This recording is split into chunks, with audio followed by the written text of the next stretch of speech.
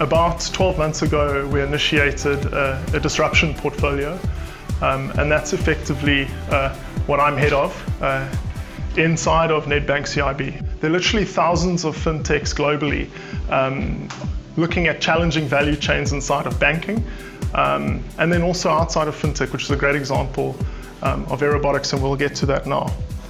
So for us, hyper-focus is incredibly important, and getting our OODA loop right. How do we orientate in this space? How do we decide and act thereon? And so we operate along our strategic imperatives of the organization, and then we've developed our own objectives and key results, much like the methodology that Aerobotics uses in terms of implementing what it is you want to do. Nedbank has a venture capital fund established, and in full operation now. We essentially, through our objectives, our key results, are to identify top 100 disruptors globally, and then to identify 12 collaborations across the group, so retail, business banking, wealth and insurance, corporate and investment banking, to take 6 of those 12 collaborations into experimentation with a client and with a tech collaborator, and then to actually take 1 through to commercialization on a rolling basis. Yeah, so a little bit about Aerobotics. Myself and Benji started the company 4 years ago. We started off quite broad, working on all sorts of aerial technologies, but we found the real value sitting in agriculture, as I mentioned. There's so much data sitting here, and when we start leveraging technologies to measure that data, such as drones and satellites, and then artificial intelligence and machine learning to leverage that data and turn it into insights, there's a lot of exciting things we can do. So we've actually started working with a lot of those drone companies. They do a lot of the flying for us. So a farmer wants data, we'll send them out to fly the data, and then our software will do the analysis. So really, in terms of the drone side in South Africa, we don't have that much competition. We do have competitors overseas working on various aspects, but our niche also sits in the tree crop space.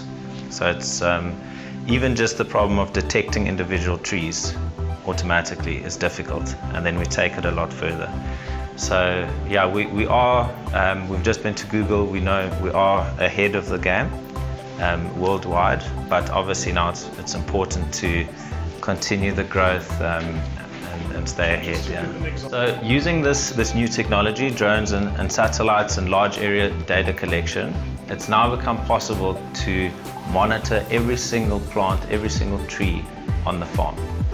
So this tree here has actually been reconstructed by our technology, by data collected from a drone, and measuring various things about that tree, we can now start giving the farmer real value to show him where to spend his time, where to investigate. We present our data in a cloud-based platform called AeroView. In the middle there is the main platform where the farmer can log in on any device.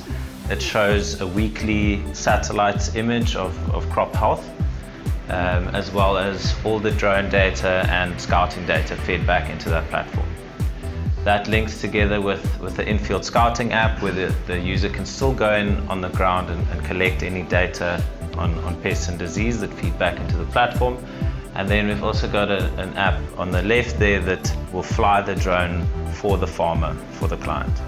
These off-the-shelf drones you could buy were more of a toy. So we started building our own drones. There's some of them around the office. So there's big, like aeroplane type drones that we built, big quadcopters. Obviously there were teething problems there, you know, like testing these things. We crashed a lot of them. Eventually got it to a good product that we sold. But we've moved towards off-the-shelf drones. So most of the DJI drones is what we use. Those are, if you see someone flying a drone, it's probably going to be made by this company, DJI. And that's been great for us because we don't now have to set up a factory to produce these things. We don't have to have repairs and warranties. He can simply go to our website, click around his farm boundary, and our system will set the farm up for him. So it'll pull in all his field boundaries. It'll pull in 2 years of past crop health satellite data, and it will set the scouting app up for him. So he's able to get going straight away within 5 minutes or so. And then through the platform, you can request a drone data service. So we've got a network of pilots that will come and fly your farm for you. Or you can buy your own drone and just use our software to do the flight and then the analysis of the data afterwards. But where the exciting part comes in is the picture on the bottom left there. That is these individual trees which have now run through our pest and disease models. So at that stage, we now really highlight which trees have a problem, and we show them in red to the farmer. The team itself is very technical, so we've got about half the team that are data scientists, computer scientists, that are able to teach the software algorithms and extract information.